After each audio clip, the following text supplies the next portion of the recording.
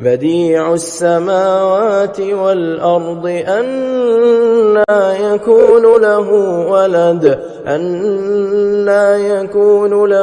ولد ولم تكن له صاحبة وخلق كل شيء وهو بكل شيء عليم.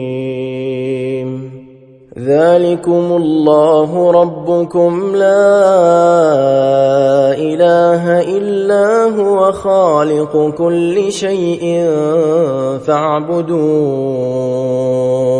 وهو على كل شيء وكيل. لا تدركه الأبصار وهو يدرك الأبصار وهو اللطيف الخبير. قد جاءكم بصائر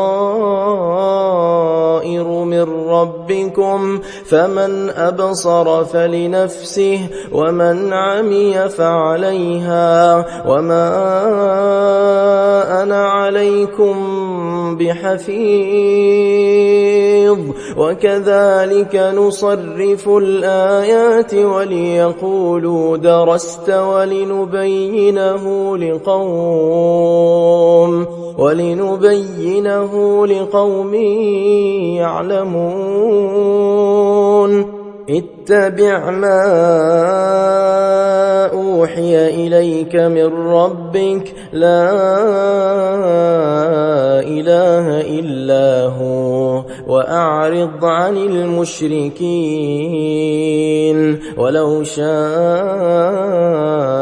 الله ما أشركوا وما جعلناك عليهم حفيظا وما أنت عليهم بوكيل.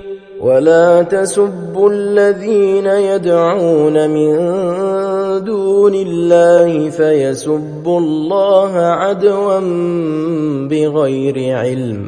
كذلك زينا لكل أمة عملهم ثم إلى ربهم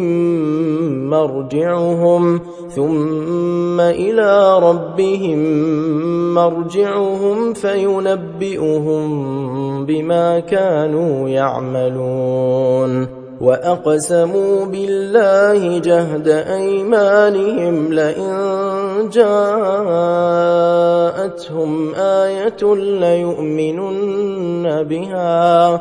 قل إنما الآيات عند الله وما يشعركم أنها إذا جاءت لا يؤمنون. ونقلب أفئدتهم وأبصارهم كما لم يؤمنوا به أول مرة ونذرهم في طغيانهم يعمهون.